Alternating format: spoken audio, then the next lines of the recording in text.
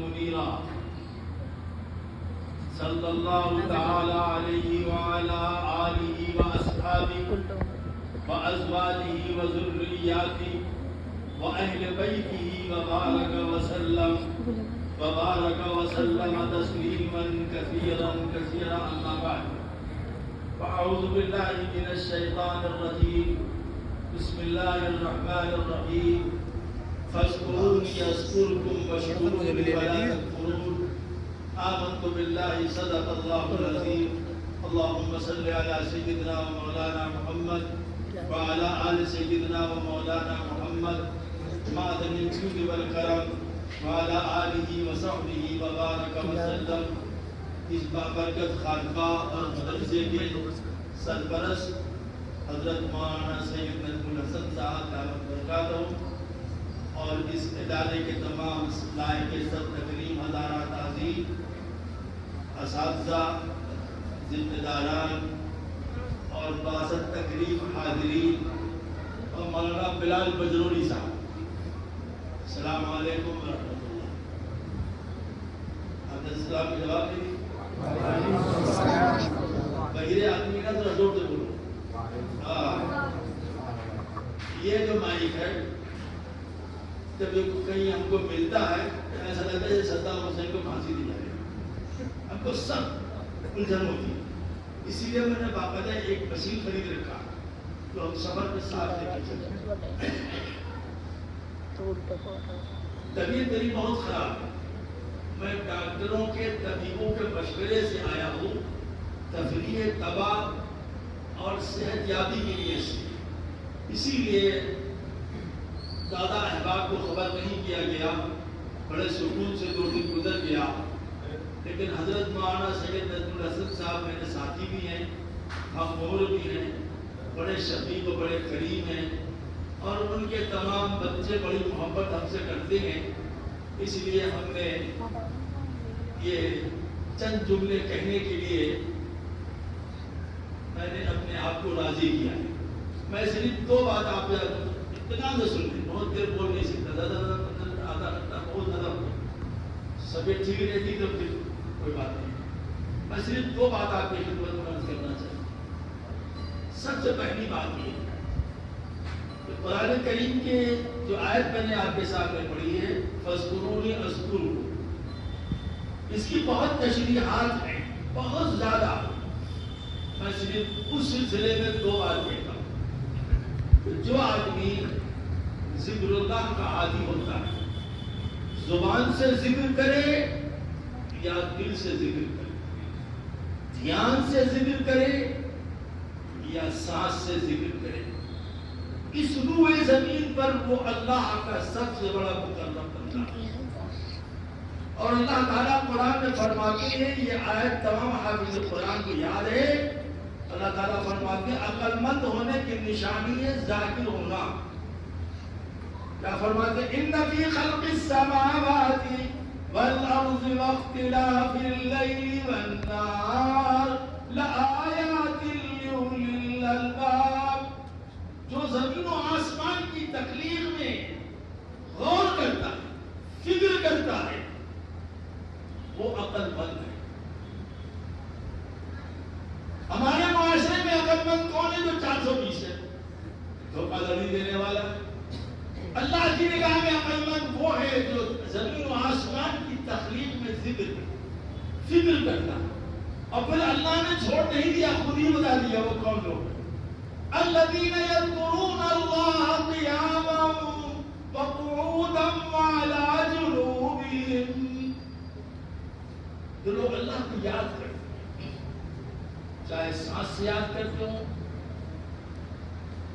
پاس الفاظ کرتے ہوں, چاہے قلب سے یاد کرتے ہوئے قلبی کرتے ہوں, یا زبان سے کرتے ہوں یا دھیان سے کرتے ہوں. الذين يذكرون الله قياما وقعودا وعلى جنوبهم. تو اللہ کو یاد کرتے ہیں, کھڑے چلتے اٹھتے بیٹھتے لیٹے پہلو کے بل. ان کے اندر ایک صفت پیدا ہوتی ہے, ایک مادہ پیدا ہوتا ہے. کیا؟ اللہ کی تخلیق پہ غور کرنا. جب حق تعالیٰ سے تعلق جتنا زیادہ مضبوط ہوتا جاتا ہے اتنا ہی زیادہ وہ شخص اللہ کی تخلیق میں غور کرتا. وَيَتَفَكَّرُونَ فِي خَلْقِ السَّمَاوَاتِ وَالْأَرْضِ کہ زمین و آسمان کے پیدا کرنے کا مقصد تخلیق کیا ہے, انسانوں کے پیدا کرنے کا مقصد کیا ہے, فرشتوں کے پیدا کرنے کا مقصد کیا ہے, اجنہ کے پیدا کرنے کا مقصد کیا ہے, گھاس و پھوس کے پیدا کرنے کا مقصد کیا ہے, شجر و حجر کے پیدا کرنے کا مقصود یہ ہے کیا ہے. تو وہ جب غور کرتا ہے تو ذکر الہی کے انوار و برکات اس پر اتنے غالب آتی ہے کہ وہ کہتا ربنا ما خلقت هذا باطلا, اے اللہ آپ نے اس کو بلا وجہ نہیں بنایا. ساتھ آپ کی پاک ایک جگہ اللہ فرماتے ہیں, غور سے سن لیں, ادھر ادھر مت کرنا, ادھر سے سن لیں, 20 منٹ صبر کر لیں بس. ذاکر کا مرتبہ اللہ کے نزدیک کتنا ہے. دیکھیے میں نے اپنی تقریر میں کسی مولوی کسی پیر کا تذکرہ نہیں کیا, اللہ کا تذکرہ کیا. کیا فرماتے ہیں, یا ایھا الذین آمنوا اذکروا اللہ ذکرا کثیرا. اس کو غور سے سنیے گا. وسبحوہ بکرۃ واصیلا. اے ایمان والو کثرت سے اللہ کو یاد کرو جیسے تم یاد کر سکو, دھیان سے, سانس سے, قلب سے, زبان سے. وسبحوہ بکرۃ واصیلا. اس میں دو بات ہو گئی, یا اللہ کی پاکی بیان کرو صبح شام. اس سے پتہ لگا کہ تسبیحات اور ہیں, ذکر اللہ اور ہے. ذکر ہے اللہ کا نام لینا, ذکر ہے اللہ کا ذکر کرنا, اللہ اللہ کرنا, لا الہ الا اللہ پڑھنا, الا اللہ کا ذکر کرنا, اللہ اللہ کہنا, اللہ کہنا, اللہ اللہ کی ضربیں لگانا, یہ ذکر ہے. سبحان اللہ, الحمدللہ, اللہ اکبر, یہ تسبیح ہے. اس کا تعلق صبح شام سے ہے, ذکر اللہ کا تعلق ہمارا.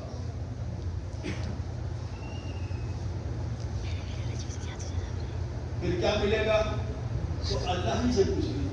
وہ فرماتے هو الذی یصلی علیکم وملائکتہ لیخرجکم من الظلمات الی النور. جس بندہ اللہ کا ذکر کرنے کے لیے بیٹھتا ہے, اللہ کی پاکی بیان کرنے کے لیے بیٹھتا ہے, صلی یصلی مضارع کا صیغہ کچھ نہ بول کر سے ہم تو پڑھے لکھے ہیں نہیں. هو الذی یصلی علیکم وملائکتہ. جب تک بندہ ذکر کرتا رہتا ہے اس وقت تک اللہ مسلسل اس پر رحمتوں کا نزول کرتا ہے اور اس کے فرشتے اس کے لیے رحمت کی دعا کرتے ہیں. رحمت کی دعا کے معنی کیا ہے؟ اللہ مسلسل رحمت نازل کرتا رہتا ہے, فرشتے رحمت کی دعا کرتی ہیں. رحمت سے مراد یہاں پر مغفرت ہے. کہ ذکر کرنے والا کبھی گمراہ نہیں,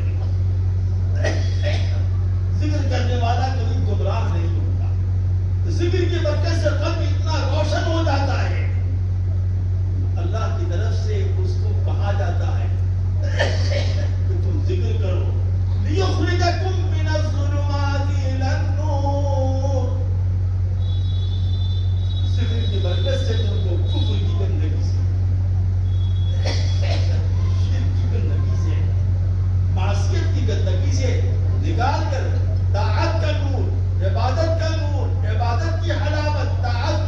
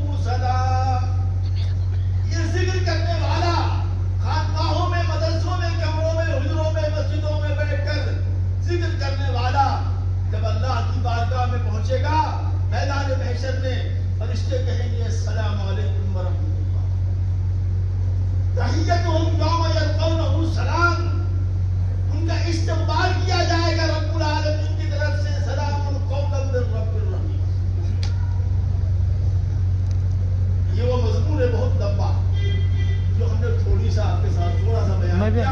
اللہ ہمیں اپنے ذاکر بندوں میں داخل میں شامل. مول صاحب کا کرو تھوڑا. انسان کی زندگی میں تو حالتیں پیش آتی ہیں. انسان کی زندگی میں دو حالتیں پیش آتی ہیں.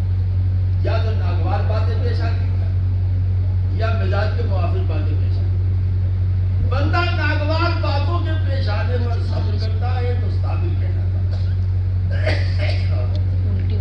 اور اللہ کی نعمتوں کے ملنے پر شکر کرتا ہے تو شاکر کہلاتا ہے. اللہ نے فرمایا انما یوفی الصابرون اجرهم بغیر حساب.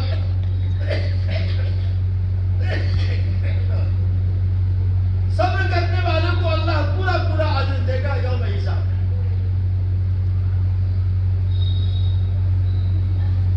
اور شکر کرنے والوں کی نعمت میں، شکر کرنے والوں کے مال میں، شکر کرنے والوں کے اعمال میں برکت ہے. اب یہاں ایک قصہ سناتے ہیں اور اپنی بات سنتے ہیں.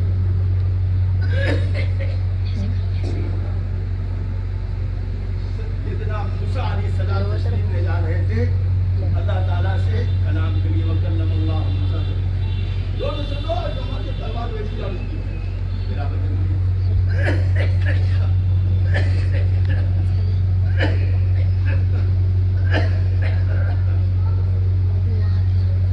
تشریف لے جا رہے تھے موسیٰ علیہ السلام اللہ سے ملاقات کے لیے. راستے میں ان کے دو آدمی سے ملاقات ہوئی. ادھر ادھر میری طرف دیکھو. ابھی بڑھاپے میں ہم بہت خوبصورت آدمی ہے، کہاں ضرورت آ گئی. ادھر دیکھو ادھر. دو آدمی سے ملاقات ہوئی. غور سے سن لیجیے. ایک شخص سے ملاقات ہوئی تو اس نے کہا آپ موسیٰ کلیم اللہ ہیں؟ کہا میری ایک درخواست اللہ سے کہہ دیجیے. جو جواب ملے وہ دے دیجیے گا. کہا ٹھیک ہے. کیا ہے؟ کہا کہ اللہ سے کہیے گا اتنا دے دیا ہے، اتنا دیا ہے کہ گھر بن گیا ہے، کمرہ بن گیا ہے، الماری بن گئی، رکھنے کی جگہ نہیں ہے، کچھ کم کر دیں.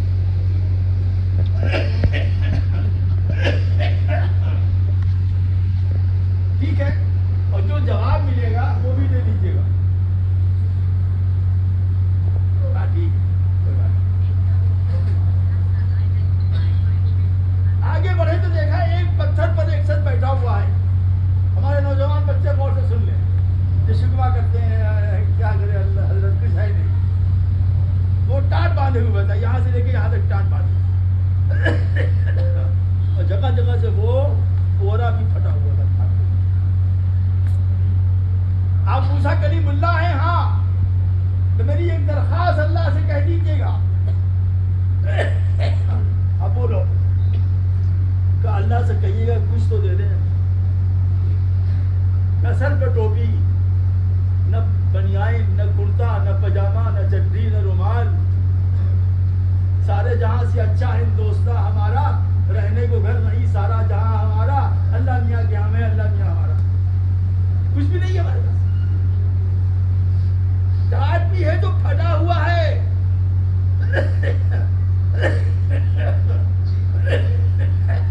کہیے کچھ تو دے دیں. ٹھیک ہے. جو جواب ملے گا نا وہ بتا. موسیٰ علیہ السلام تشریف لے گئے اور اللہ تعالیٰ سے کلام میں اتنے مہو ہوئے کہ بھول گئے.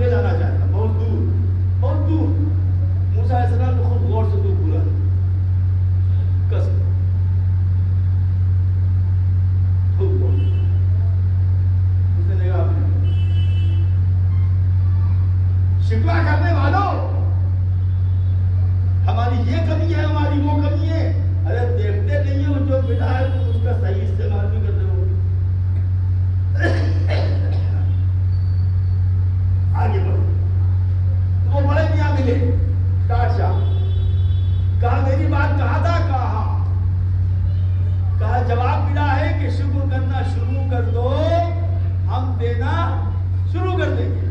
تو بڑھ گیا کس چیز کا شکر ادا کریں؟ ٹوپی نہیں، کرتا نہیں، پجامہ نہیں، ٹوپی نہیں، رومال نہیں، وضو کرنے کے لیے لوٹا نہیں، پینے کے لیے گلاس نہیں، ایک پھٹا لباس پہنے میں جگہ جگہ کس چیز کا شکریہ ادا کریں؟ موسیٰ علیہ السلام نے خوب غور سے اس کو بولا اور فرمایا پیارے، دنیا میں لاکھوں اور کروڑوں انسان ایسے ہیں جو جنگلوں میں رہتے ہیں اور پتے باندھتے ہیں، پتے، اس سے اپنی شرمگاہ چھپاتے ہیں۔ تم خدا کا شکر ادا کرو کہ یہ ٹاٹ تمہارا اپنے پیسے کا ہے، یہ ٹاٹ جو تم باندھے ہو کسی نے ہدیہ نہیں دیا، کسی نے تم کو بھیک نہیں دیا۔ شکر ادا کرو کہ تمہارے پاس ٹاٹ ہے جسے تمہاری شرمگاہ چھپی ہو، وہ تمہارے اپنے پیسے کا۔ چلے بات ختم اور آگے والی بات سنو۔ کچھ دنوں کے بعد موسیٰ علیہ السلام پھر جب بارگاہ الہی میں کلام کے لیے جانے لگے تو اسی راستے سے گزرے تو دیکھا کہ وہ مالدار جو ہے وہ اور مالدار ہو گیا۔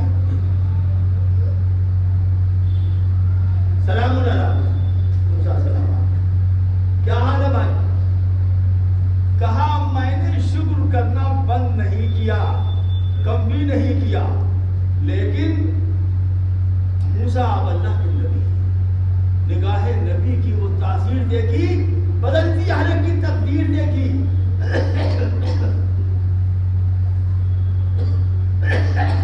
آپ کی نگاہ سے نگاہ ملی تو اللہ نے اس پر ایک علم کا دروازہ کھول دیا کہ بے وقوف الحمدللہ، الحمدللہ کہنا شکر نہیں ہے، مال کا شکر یہ ہے کہ اس کو غریبوں کو، یتیموں کو، بیواؤں کو، مسکینوں کو دو، یہ ہے مال کا شکر۔ تم بانٹو، کھٹے گا بھی نہیں، پڑھے گا بھی، برکت بھی ہوگی۔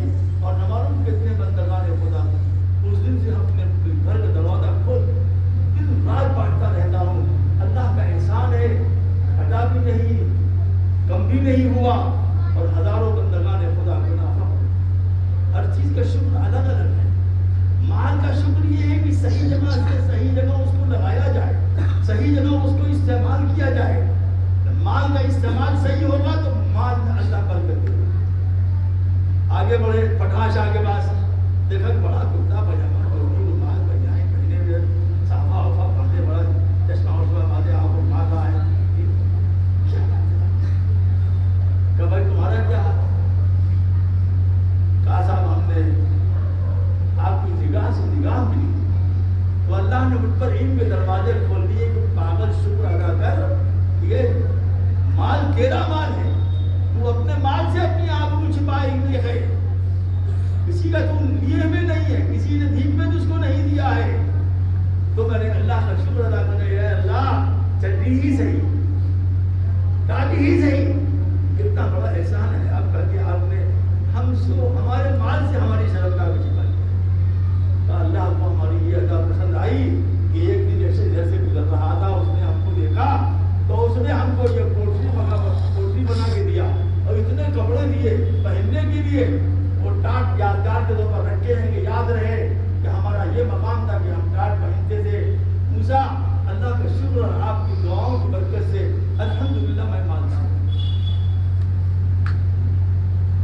نافرمانی کرو گے چہرے کا نور چھین لیا جائے، نافرمانی کرو گے دل کا سرور چھین لیا جائے، نافرمانی کرو گے قلب و نگاہ میں ایسی تاریکی پیدا ہوگی، نہ نماز میں مزہ آئے گا، نہ دعا میں مزہ آئے گا، نہ سجدے میں لذت آئے گی، نہ تلاوت میں مزہ آئے گا، نہ ذکر اللہ میں مزہ آئے گا۔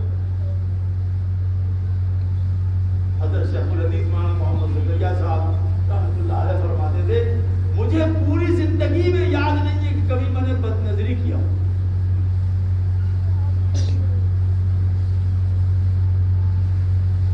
حضرت مولانا صبر صاحب عثمانی جو حضرت تھانوی کے بھانجے تھے، ان کے حالات میں لکھا ہوا ہے کہ ایک مرتبہ ان کو احترام ہوا جس دن وہ بالغ ہوئے، اس کے بعد سے کبھی ان کو احترام ہوا۔ کیسے پاکیزہ لوگ تھے، کیسی ان کی زندگیاں تھیں، کیسے ان کے اندر تقویٰ و طہارت تھا، کس قسم کے ان کے اندر ملکات صفات ربانی پیدا ہوئی تھی، ملکوتی صفات پیدا ہوئی تھی، تو انہوں نے معصیت پر قابو کیوں پا لیا تھا کہ نہیں جان چلی جائے اللہ کی نافرمانی نہیں کر.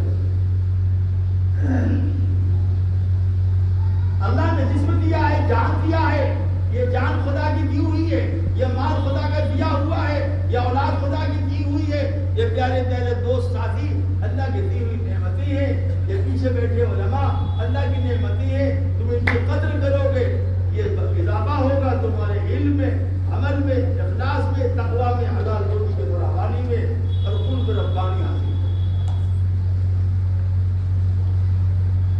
کتنا بتا ہے؟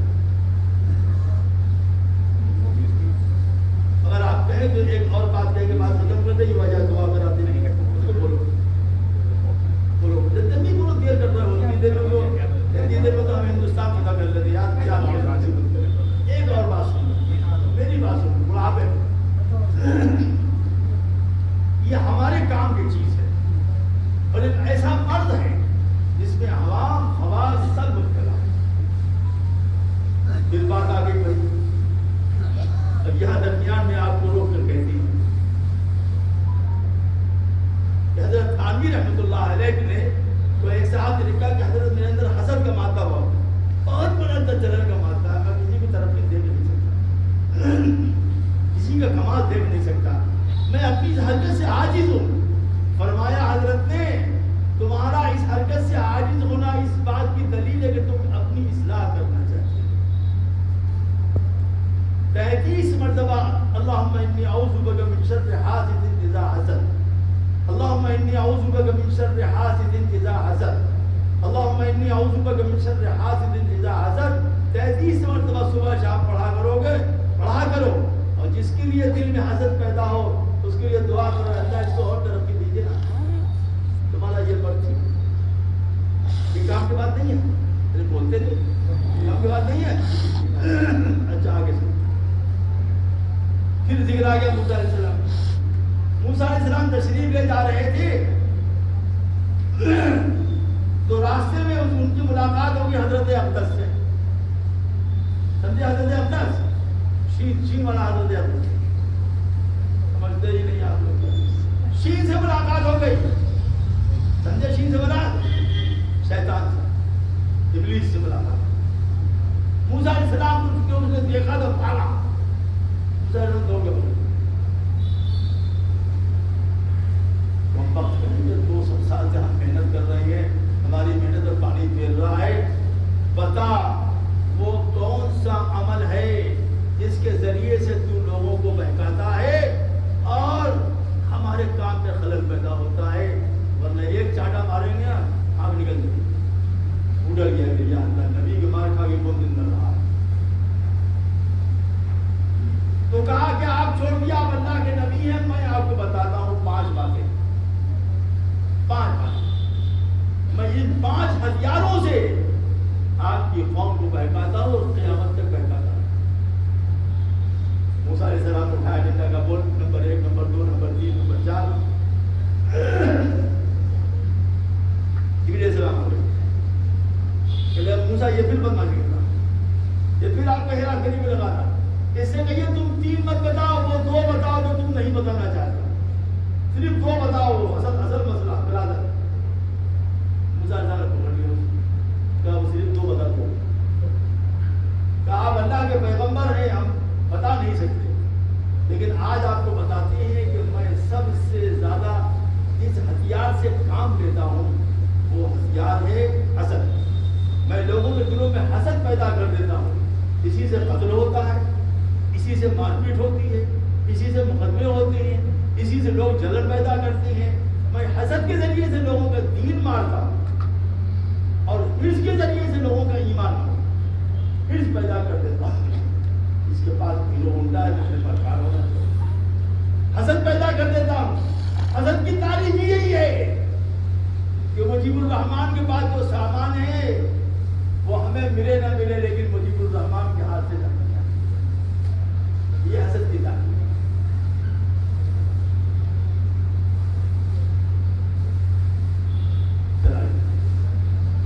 سیدنا موسیٰ علیہ السلام نے آواز کہا اور کہا لوگوں حسد سے بچو, کیونکہ حسد ایک زہر ہے جس کے ذریعے زہریلا ہو جاتا ہے، اس کو بچو۔ اللہ کے رسول ہمارے آقا نے فرمایا ایاک والحسد، اپنے آپ کو حسد سے بچاؤ۔ پچھلی قومیں تباہ ہو گئی حسد کی وجہ سے۔ عزیز دیکھیے اتنا بڑا مکان ہے، ہمارے پاس روٹی کوڑی نہیں ہے، فرمایا نہیں، حاسد اللہ پر اعتراض کرتا ہے، حاسد اللہ پر اعتراض کرتا ہے کہ بڑے میاں آپ نے اس کو کیوں دے دیا، مجھے کیوں نہیں دیا۔ اور جو اللہ پر اعتراض کرے اس کا ایمان بچتا نہیں۔ حاسد اپنے ایمان کی بھی حفاظت نہیں کرتا۔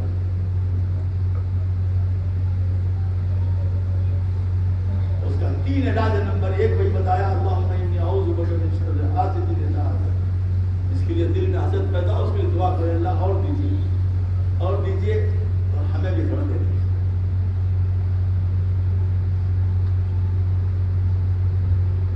اور جب لا الہ الا اللہ کا ذکر کرو سالکو، لا الہ الا اللہ، اس میں نفی کرو ہر مرض، ہر باطنی مرض، ہر رذائل سے میں انکار کرتا ہوں۔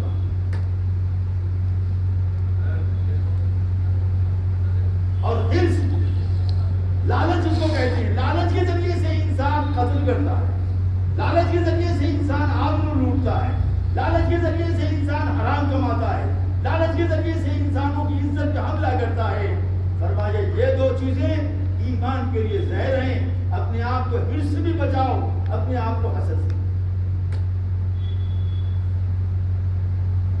بہت برا، اور آج پورا ہمارا ہندوستان، پورا بر صغیر اس میں مبتلا ہے۔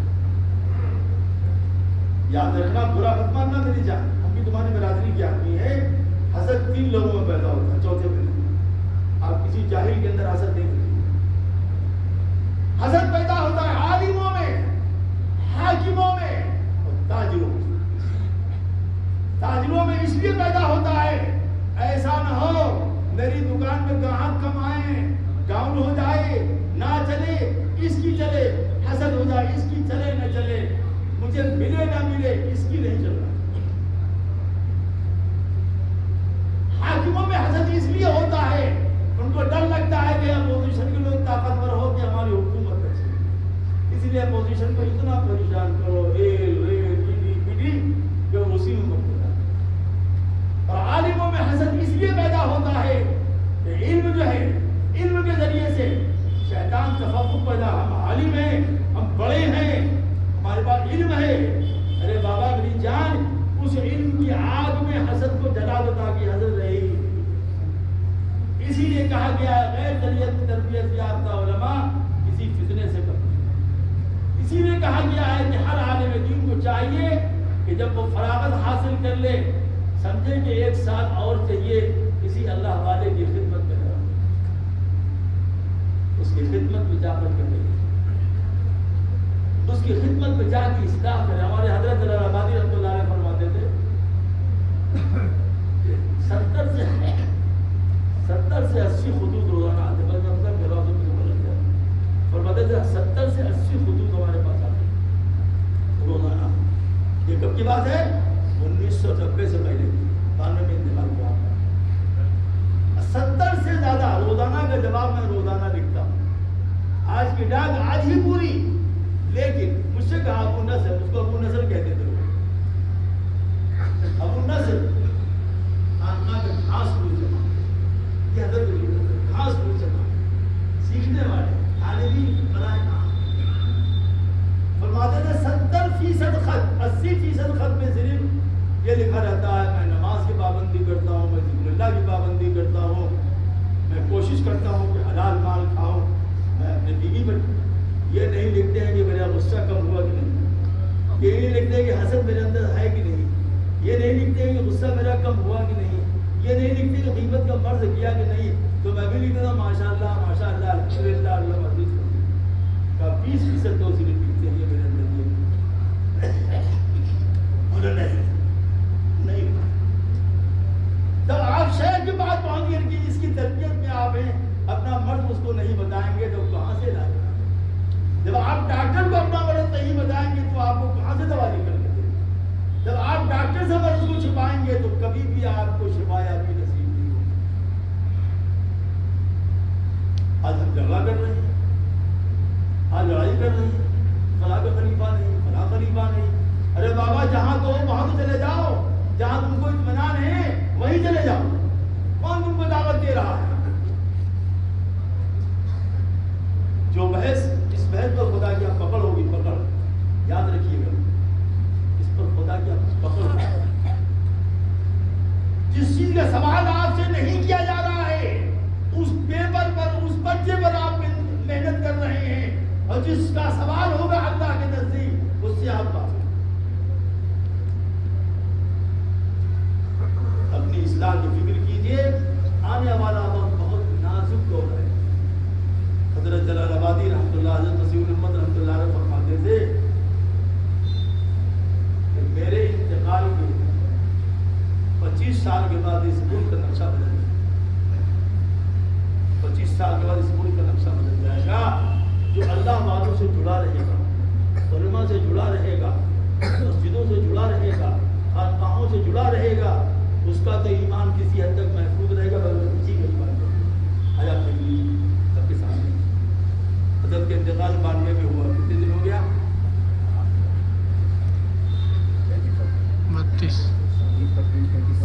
25 سال سے زیادہ ہو گیا نا. سوچ لیجیے آپ کس قسم کا ماحول بن رہا ہے. ہمارے نوجوان نسل کس طریقے سے جا رہی ہے، ہماری نوجوان کدھر جا رہی ہے. ایمان کے بقا اور تحفظ کی ذمہ داری تمہاری ہے. اپنی اولاد کے ایمان کو نہیں بچاؤ گے میرے پیارے تو تمہارا بھی ایمان ہے.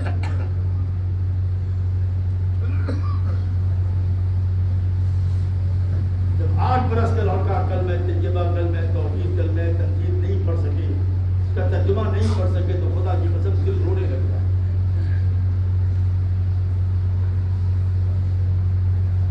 شرم آتی ہے ہم کو جب اپنے آپ کو بہت بڑا پیر کہتے ہیں. ہم اپنے قوم کے بچوں کا ایمان نہیں بچا سکتے.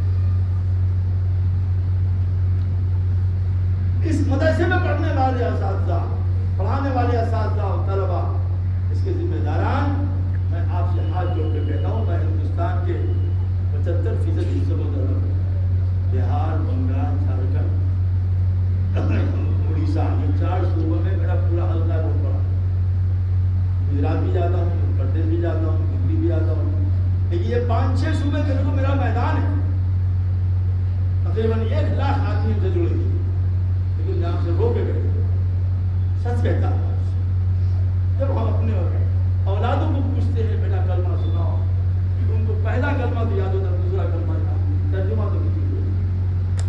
کتنا بڑا عالم دیا اللہ کی پکڑ ہو گیا. آپ سے پوچھا جائے گا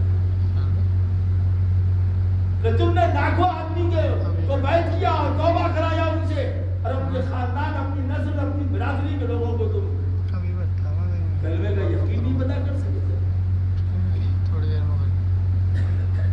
اس لیے بڑے ادب سے، بڑے احترام سے، بڑی محبت سے، بہت پیار سے آپ کے پیروں میں ٹوپی رکھتے ہیں. اللہ کے واسطے اپنے آنے والی نسلوں کا ایمان بچاؤ.